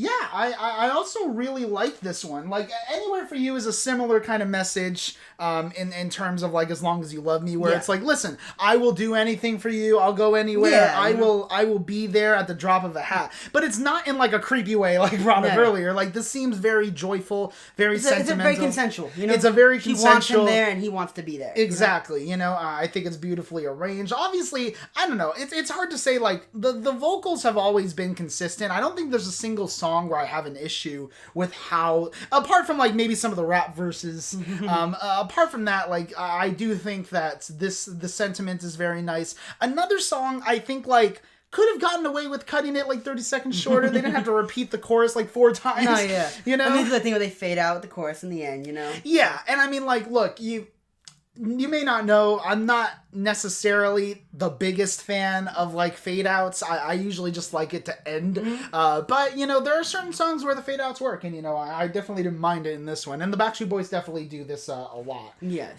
So yeah. I think it's difficult because it's like a sort of a pop thing, but obviously they're like pioneers. So the blueprint here, the reason it happens so often now is because it happened so often then. You know. Very much so. Very much so. Okay, so track number 7 is "Hey Mr. DJ." Hey Mr. DJ, which is not one of their most known songs. Like it's a pretty like deep cut in terms of like their discography. I might actually say that this is my favorite song of theirs. I think that it's really a different type of tone than any other song that they've really done. Because like you listen to the verses and like there's a sensual feeling, there's like this excitement, but there's also this kind of like drony, almost like suspenseful feel to it, you know? Like there's this kind of like it almost feels like you're listening to someone like about to be like killed by a vampire or something, you know? But then it goes into the "Hey Mr. DJ" chorus, and you're just like, oh man, they like, really hooked me with it's that. It's sort of like I wouldn't say it's like he's not desperate, but he's like there's like a different word for it, like kind of like where you're like not desperation, but just like where he's like okay, he is hypnotized. There's a line in there where he literally says, "I am hypnotized by you." You know, like there's this like mesmerization that he has like, sort of embarrass himself or maybe do things he wouldn't have normally done. You know. It's like that. I wouldn't normally do this for you, but it's you know? So. Yeah, and there's just a lot of really cool stuff going on, you know? I really like the way that some of the beats are arranged in this one, and it feels like a ghoul dance song, you know? Like something that would be played during Halloween, you know? Really? Yeah, I actually really like the tone of this one compared to the other ones, because it feels like it has a little more edge, and it's a little more sinister, even though, like, the sentiment of the song ultimately is just a dance song, you know? But I really like a lot of the things they were doing this. So I very much appreciate this song a lot. I think it's one of the better ones of the track list. We then follow that with "I'll Never Break Your Heart." Which is just another perfect song for them. I really love this one. They really nailed down their genre. You know, they know what they're doing. You know, and specifically the harmonizing on this, like the way that they vocal layer a lot of like the sounds and stuff. I feel like this one was the one that kind of put it for me, especially because it's like track number 4 on the original album. So I heard that one early on in that one. Oh, okay. But this one, it comes out like much later in the thing. So yeah, I really want to try and sneak it by you, you know? They're like, and just listening to like that song and like the DJ one back to back, you're like, man, they really got like a bunch of like knockouts. The Backstreet Boys got it going on, you know. Yes, they do. Yes, they do. They do have it going on. Yes. So I mean, I really enjoyed that one. I think that it's a really interesting song. Okay, now track number 9 is when we're gonna we might spar a bit. We disagree. I mean, you have an opinion, man. Didn't care for Darling. I am sorry. Track number 9 is Darling. It is 5.5 minutes, and it is not good. That's the one I didn't mind it being so long. That's the only one I didn't mind it saying it so many times. Yeah, no, it's like a dancing song, like a slow dance, like a prom song, you know? Yeah, but here's the thing. They have other prom songs here that like that I just thought did it better. Like this song, like I just kind of found repetitive, kind of annoying. I didn't really care that much for like the lyrics. I mean, obviously the vocals are still good and stuff, but like This was the one where I was like, this is just so long. Yeah. Like, and that's the thing. Like, maybe if the movie, god damn it, if the song were like a minute shorter, I might not have felt the way that I did. I could have like probably said, it's whatever. But like, I don't know, because of the length, because of how uninterested I kind of was, I didn't feel like there was a lot. They did repeat the chorus like 12, 13 times. Yeah, the chorus is like, and the chorus isn't that great either. That's an opinion. Yeah, that is. I don't really care for the chorus of this stuff. He wants to know, he loves it, and he's like, hey, I feel a rift between us. What is it? What can I do to make it better? Mm-hmm. Yeah, but again, like, that also is just a sentiment from, like, anywhere for you, or, like, as long as you love me type thing. It's different because it's like, we love each other, we're going to get through it. But this one's like, hey, something happened. Now we got to, get through it. But in a different way. But in something else. Yeah. Yeah, I mean, I can't necessarily agree with you on this one, unfortunately. No, I understand. But, I still think it's not like awful song. I'm not saying that it's like the worst thing I've heard. It's just compared to the rest of the record, this is just not on the same level, I think. And especially... You think it should have been left out of the record? Yeah, because the thing is like, on the original, this was on track number 10 on the original record. And yeah, they easily could have taken that out and replaced it with, I don't know, Nobody But You. We'll talk about that later, but like, that's a good one too. Anyways, alright, so we'll get to track number 10, Get Down, You're the One for Me. Get Down. Which is also a very great song. It's a nice little dance song. Another one where like the rap verse and the second verse didn't quite work for me. I like it slightly more than the verse songs. The little like kind of funky sound. But in terms of like, the arrangements, the vibe of the song, it's just a really nice, I do really like this chorus too. And see the thing, it doesn't matter if it's like repetitive, as long as like I'm kind of feeling it and vibing with the track, and the instrumentals and the lyrics in the background, like obviously you don't want it to just be just the lyrics. You want to have a little bit of noise in the background too to cancel it out. And it's like something like the arrangements and the way they harmonize everything. It's just, you could tell that they really know that they have, like, when they have hits, Mm-hmm. Like, when they know when they have good songs and when they have songs that are just like, okay, well, we're going through the motions right now. Oh, yes, of course. And I mean, like, obviously this is a compilation of the biggest songs, kind of, some of the biggest songs, from their first two records. I wonder who had a hand in making the album. If it was, like, the Backstreet Boys themselves curate which songs go on the U.S. release, or was it their executives? And it's like, how do they decide? Yeah, that's a very weird. Yeah, I don't really know how any of that actually works. Like that, it's not like just like, oh, which one had the best radio playlist, but the 10 top hits. I don't think it's that. It's probably like, yeah. Oh, yeah. If you hear, we do have a dog, but he's on the outside of the door, so he will not be barking. Okay, and then we get to track number 11, Set Adrift on Memory Bliss, which is track 8 on their second album. This is also one that I was kind of disappointed by. It's a little forgettable. Yeah, it's definitely one of their more forgettable songs. I really liked like the vibe that they were going for at the beginning, but I kind of felt like it was a little bit too airy, kind of a little bit too light, I guess. There wasn't as much substance in it as I wanted there to be. I mean, instrumentally and vocally, it's still fine, it's definitely like one, like you said, this seems like one where they were going through the motions of kind of like the emotional draw of what a song like this would be, but not really implementing kind of the elements that would turn it into that. Yeah, that would kind of take it to that next level, and make it really be there. Yeah, so anyways, we're almost done with this, because on the final track, we have, and what is it? If you want to be a good girl, get yourself a bad boy. Bad boy. Which, first of all, too damn long of a title. Let's just say that. You're literally pretty much repeating the whole chorus. The whole chorus is in the title. You could just call it If You Want to Be a Good Girl. And then that's dot. Yeah, that's it. Yeah. I mean, obviously it's in parentheses, get yourself a bad boy, but like, man, you just kind of don't say that part of the title, Exactly. But yeah.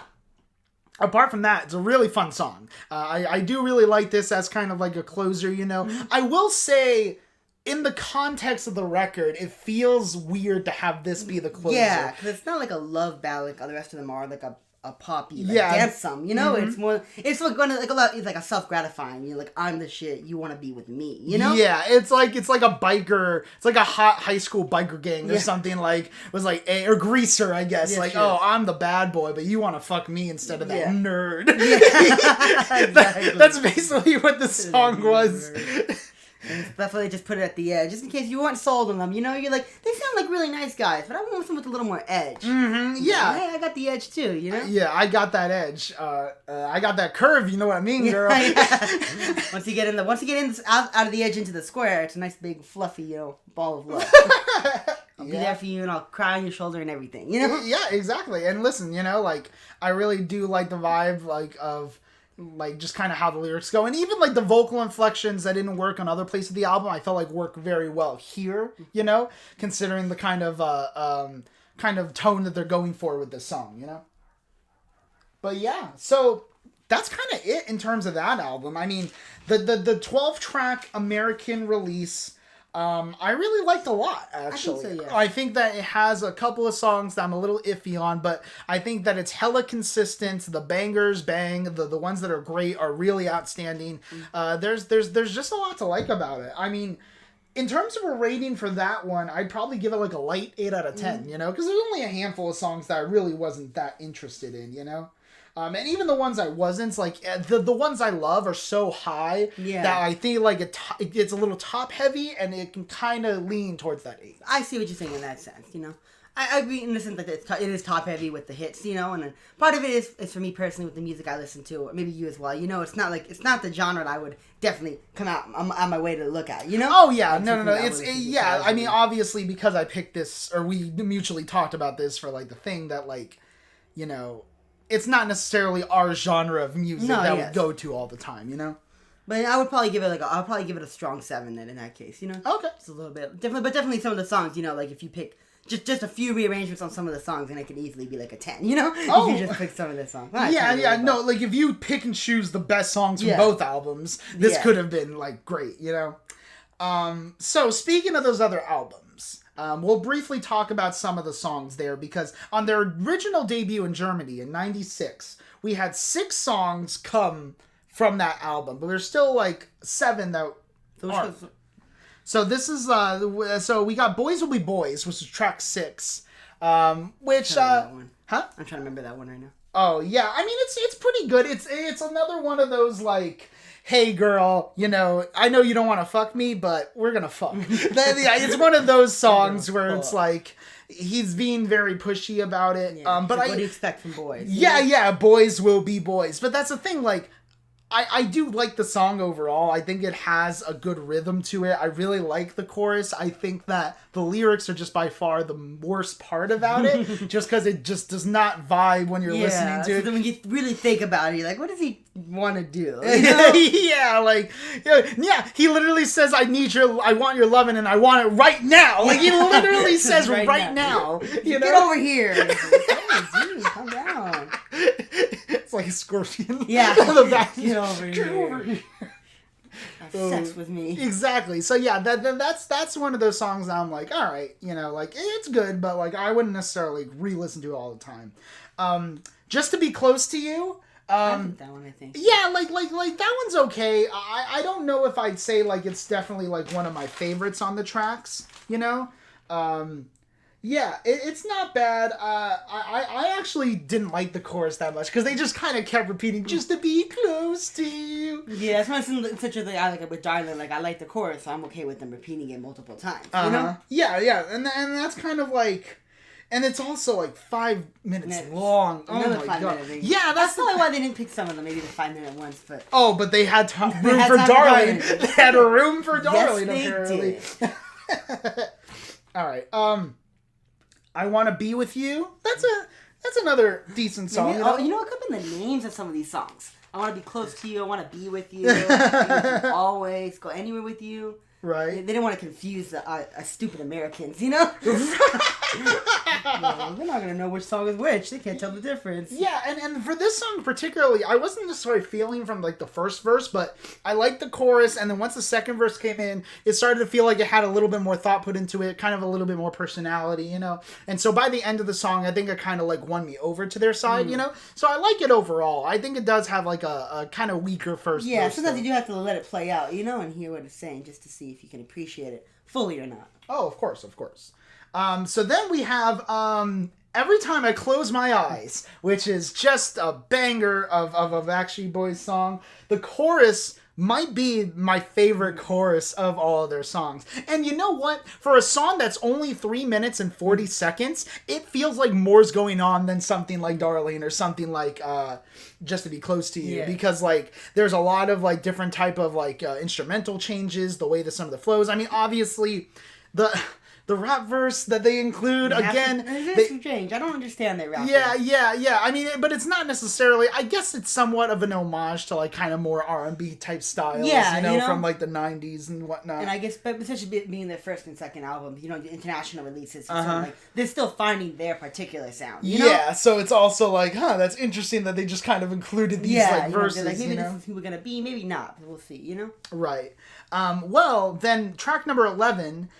is Let's Have a Party. Let's Have a Party. Which is probably the worst song of all of the songs we're talking about here. It's just not really... It's like lame for like YouTube standards. Yeah, it's just them like, yeah, we're gonna have a party. Let's have a party.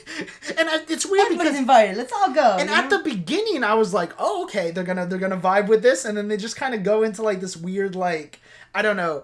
this different type of more poppy, upbeat type thing, which I didn't think that they led into properly. Oh shit! Did I park on the street? Did you? No, I didn't. I don't think. I don't think so. Hold on. Time out, guys. Time out. I need to actually check this. Our street sweepers came by. He's got to check if he parked. We're good. I forgot it was Thursday as well. Are you laughing? Just because you almost got a ticket or what? No, because like I've gotten a ticket before. That's why I'm like, whew. I'm just glad that's all fine and dandy. Okay, then we have Roll With It, which is a pretty great song. I actually really love this Backstreet Boys song, because especially considering the other topics they sing about, this is one where it's actually like they're talking more broadly about just kind of like the struggles of like esteem and like kind of being viewed by the world or kind of being shunned, and they're just saying, look, you just got to roll with it. You got to keep going on with your life, you know? And I guess that's a message that I definitely need to hear, especially around these like times that we're in and stuff. Not just personally, but just generally in the world, you know. And so these uncertain times. These uncertain times, which if we're being honest, it hasn't all existence kind of been uncertain times. I know when people say that, because it's like, isn't everything uncertain? Like, what do you mean? Yeah, what do you mean by uncertain times? What's uncertain? We are certainly in this time. Yeah. I don't know what you mean, but uncertain about everything that's going on right now, you know? Mm-hmm. Yeah. But yeah, no, I love this one. I think the chorus is good. And this is one I don't mind being that long, because the concept of like rolling with it and just keep on going, like I think that fits well more with like the theme of the song overall, you know? Yeah, this one can be... And so there actually feels like there's a motive to actually making the song a little bit longer. And then the final track on this one was Nobody But You, which is a really sweet short closer on this track. It has a really like funky bass, you know, it almost feels like you're watching like a 80s porn, but like, yeah. You know, like, and it just has a nice little sentiment. The singing's nice. I like this one a lot. It's not necessarily my favorite of the album, but I definitely think that it brings a lot of intrigue and energy to it. So yeah, there was 13 tracks on the original. I think maybe I like it just slightly less. I mean, if Let's Have a Party wasn't there, I'd probably still keep my same rating. I have it as like an 8, but I think I'll bump it to like a strong 7 in terms of like the original album. Right. Yeah, if Let's Have a Party wasn't there, it'd probably like be there. I mean, there's bonus tracks, but we don't need to talk about those. Although, what's the song called? Give Me Your Heart. That's a really great Backstreet Boys song. So definitely check that one out if you can. So then their second album only had 11 tracks. We had 5 of them, so there's 6 tracks left. That's the Way I Like It was track number 4. A really fun and really energetic song, I think. Because I think that's one of their more popular ones, I would think, right? That's the Way I Like It? Yeah. Oh, I mean... Oh, no, I'm thinking of different yeah, I think you're thinking of just the different song that has that lyric. Yeah, but I am. Yeah. Whoopsies. Yeah, I actually do. What I like about this one, too, is, they kind of have, a pretty, kind of starch, almost harrowing piano. It almost feels a little bit like they just have, a grand, piano that's playing in, a Dracula house. But then they put it over, this funky dance beats. Yeah. And I really like that aesthetic to it, and I think the lyrics are really fun. They blend, the classical with the modern for its time, the R&B funky aesthetic, Uh-huh. And so they're like, oh, look at that, we're bending the genres, water bending over there. Water bending the genres. Yeah, I mean, the lyrics were a little bit but they definitely made up for it by the instrumental for this track and whatnot. And I don't mean really. I just mean it's a little repetitive sometimes, which obviously which is a theme for these, especially with the late 90s music, with boy bands and stuff. It's if it's pop, it's yes, it's repetitive in a sense that they repeat the chorus, but it's also repetitive that the what they talk about in their songs, and the whole idea of okay, if it's a love song, it's gonna have to mention how much they love them, how they're always gonna be with them, how they're never gonna break up with them, kind of thing, there's certain points you have to always hit, and when you start to listen to especially a lot of the music, especially back to back to back, you start to hear the differences and you start to understand, okay, there's not necessarily a lot of nuance with a lot of these songs, That's true. The ones that are different are the ones that are clearly different, that do something to go out of their way. But if it's the ones that kind of all bundle together in the same boat, they really have to stand out to make a difference. Yeah, no. I definitely agree with you there. I mean, case in point of not making a difference is 10,000 Promises, which is another song that's the track 5 of the song, which I do like the second verse. I do kind of the sentiment about okay, I put my trust in you and you didn't give me the things that you said that you were going to give me. I just kind of found the song a little found the chorus a little this is definitely one that I feel kind of you said blends into the kind of tone of the records and whatnot. So yeah, that one was whatever. Track number 6 is Like a Child, which is also another one that I was kind of all right, this one's kind of okay,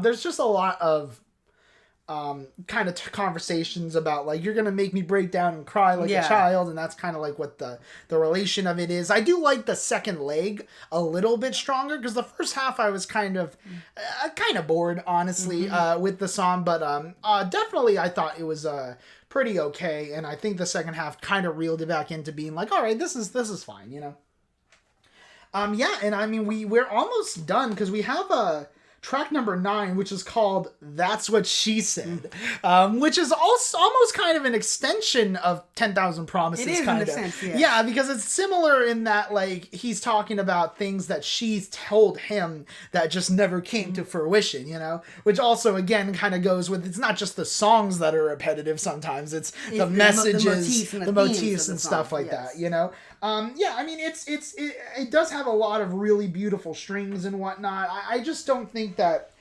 it hit me as hard as it could have. I wonder if when writing that, whoever did write that, we're thinking of the whole That's What She Said moniker when you something sexual, That's what she said. And that's what they were trying. That's probably what they're trying to go for. And this was pre Michael Scott. That's what she said. Yeah, so they're definitely different contexts. It might have been somebody who's just we could say that, and it's they were thinking okay, it wouldn't, maybe people would assume it was raunchy, but then they'd hear it and it'd be oh, it's actually talking about how she told him she loved him and stuff, and that's what she said, but she never went through on that, Right.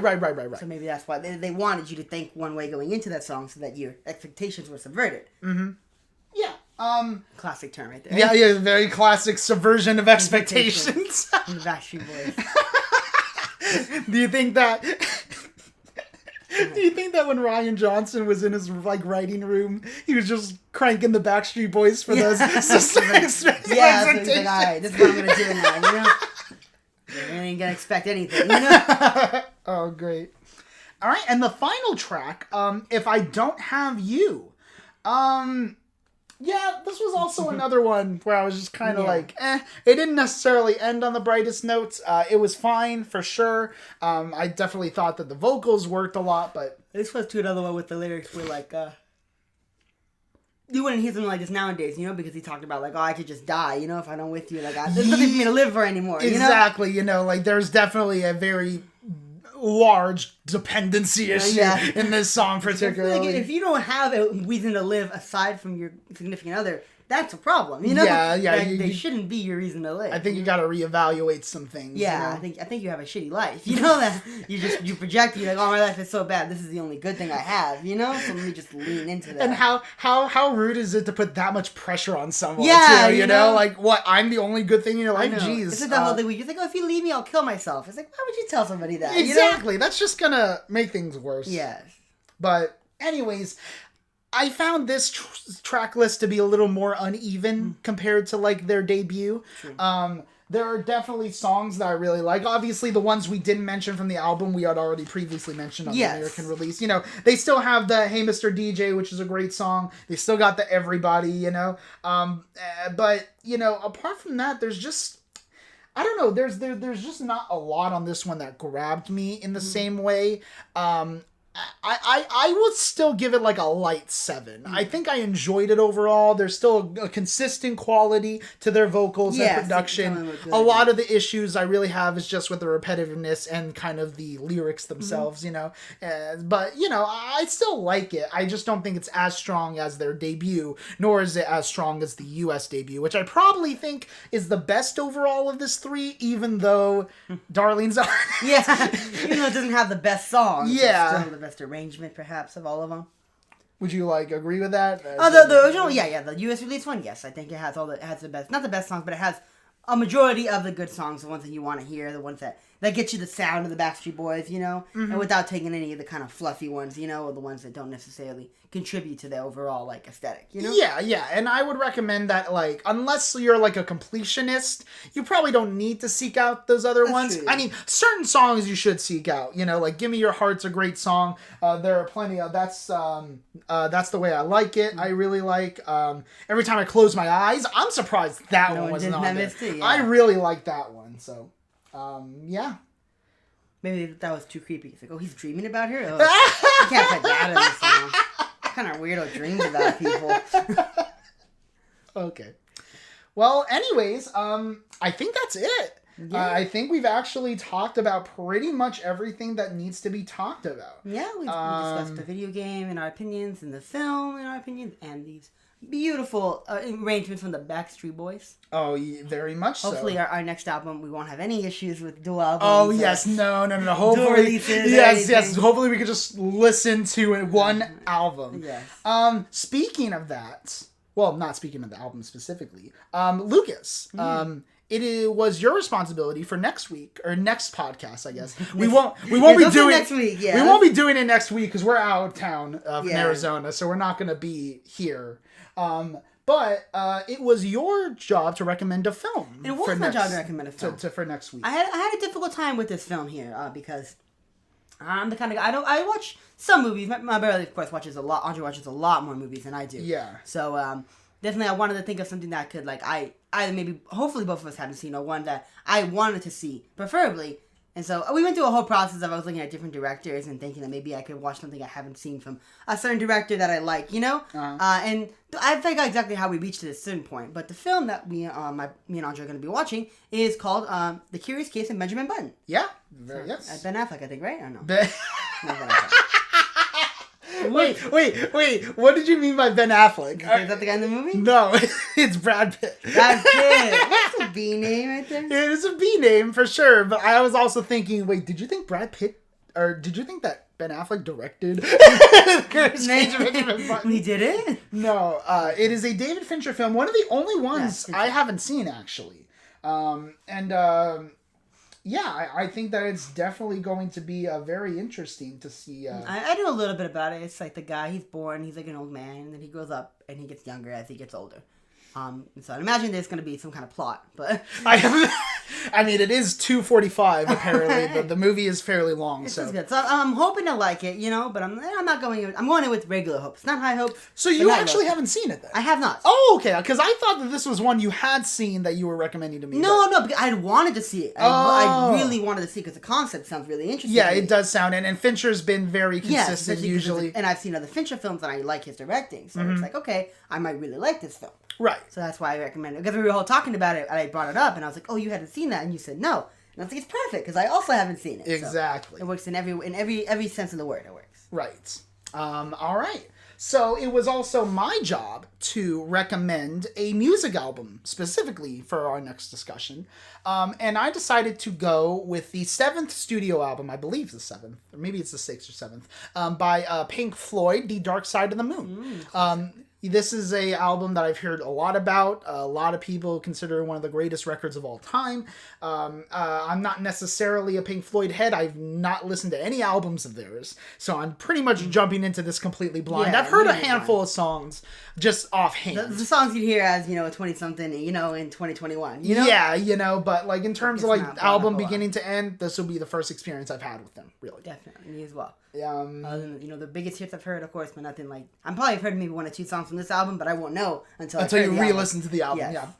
Yeah. Okay, and our final item is a mutual decision between us of what video game we're going to play for the next pod. And so, yeah, we were just looking through years. We were trying to see, okay, something that's not necessarily too old, but not necessarily something too new. And so we decided to go with the, I want to say 2008, 2009. It might have been 2010. Yeah, it's almost like a little old. Super Meat Boy. Which is a kind of a platformer game where you play a meat boy who's trying to rescue a princess. It definitely has a retro style, definitely harkening back to, like kind of like a more arcade type thing. Now, I hear it's very difficult. A 100% flawless run of the game can be done in like 2 hours, but I doubt that that's gonna happen. So just get really lucky and never die. Yeah, just hope you don't die, because you'll just keep dying and dying over and over again. I played a lot of games like that. Like the whole the unfair Mario aesthetic, or it's like where you just every time you jump on something, or it's like, okay, no, you gotta keep doing it. Wrong thing, Or it reminds me of like Geometry Dash. I'm not sure if you played that. It's like a mobile game. I don't know if I played that. No, but yeah, no. I mean, obviously it's gonna be a lot more. It's a game, so it's a lot more than just the linear. Up and down, aspect, but I'm trying to think of that because I just realized now, both the video games we've done here have been sort of puzzling platformers. So hopefully for next time, maybe I'll try and pick some, or whoever picks something, we'll try and pick something that's not necessarily a platformer, just so we can broaden our genres, Right. We can have different opinions. Right. Okay. But yeah, I think everything's been settled, right? Yeah, everything has. The only thing we have to do is our annual Would You Rather question. Our second Would You Rather question. Second annual? Yeah, 2 years already. Wow. Oh, yeah. Time flies. Yeah, we've been doing this a long time. It feels like 2 years, let me tell you. Okay, so I have this one. So Lucas, I have a question for you. Oh my god. Would you rather have 1 wish granted today or 3 wishes granted in 5 years? 5 years? So you wait 5 years and you get any 3 wishes granted, or you get 1 wish granted today. Now, I'll let you think about this because I kind of have my answer. I would rather the wish today, and I'll tell you why. It's because there is no guarantee I will live 5 years. Like, don't get me wrong, I'm not going to die of natural causes, probably. But in terms of, like, just because it says you'll get it in 5 years, doesn't mean you'll even make it to that point. That's how the genes will do it. They'll kill you 4 years and 364 days. Yep. The day before. So, I'm just going to say, hey, I'm just going to wish for the ability to just have unlimited money whenever I so please, and that will literally solve every problem I've ever had ever. So maybe not. But you need wishes 5 years from now because I'll have my money. Exactly. Yeah, I won't even need the other 2 wishes because most of the things that I will have, I could literally just do whatever I want pretty much because I just have an endless stream of money. I mean, yeah, if you're talking about like a no consequence, like a worldwide scale, like you could just have the money you need. Well, no. Well, what I'm saying is, like, it would be a situation where I could just kind of create money. Like where it's like, oh, I need a $20 bill? Okay. So I don't even need, like, $1 million in my bank account because that'll rise up my taxes to shit. Yeah. But what I'll do is just keep secret stashes, Of money. Oh yeah, I mean, yeah, if you could do it without getting caught, nothing to worry about it. Like it seems like a. What are they gonna do? Arrest me? Yeah, they're like just gonna make sure your pockets. These are real money. Yeah. Oh yeah, it's gonna. Just pulling out It's your gonna be pockets. it's gonna be one of those like mask things where like they Or the clowns with the ribbons. You Oh know, yes. pulling out of their neck, you know, their throat. It's a ribbon just tied of money though. Yeah, like they're not $100 bills. You're like, we didn't even make these many bills. We didn't even print this many. How do you still have some? Exactly. They're gonna think you stole like one of the federal mints, you know, and you're like minting at your house. I'm gonna steal a mint. Not like like the actual thing that they print the money Oh on. yes. I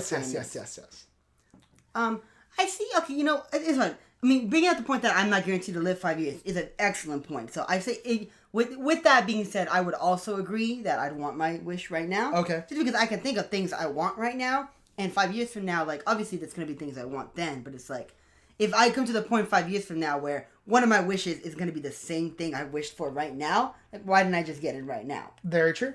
And so, but I guess if I was guaranteed to live at least, the 5 years. 5 years. Then maybe it would be more beneficial long term, to pick 3 wishes then, True. Especially if I'm like, let's say I want to work. I'm like, if I plan it out, like, okay, I'm going to work towards a specific goal so I can get like 90% of the way and then wish for the rest of it. Like, do all the easy stuff revolving around it, Like, maybe like, not like a millionaire. Like, let me think of an example.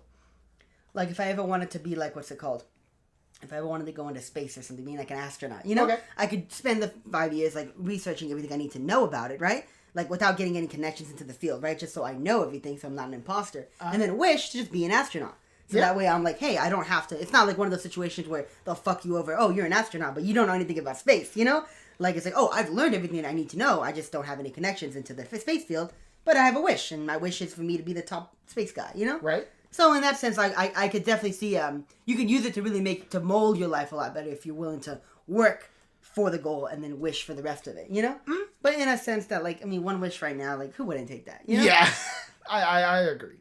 All right, well, we will see you in the next pod in a couple of weeks. Hopefully we will do it in a couple of weeks. 2 weeks. Hopefully July, hopefully it comes out in July still. Yeah. All right, take care, guys. All right, bye. Bye-bye.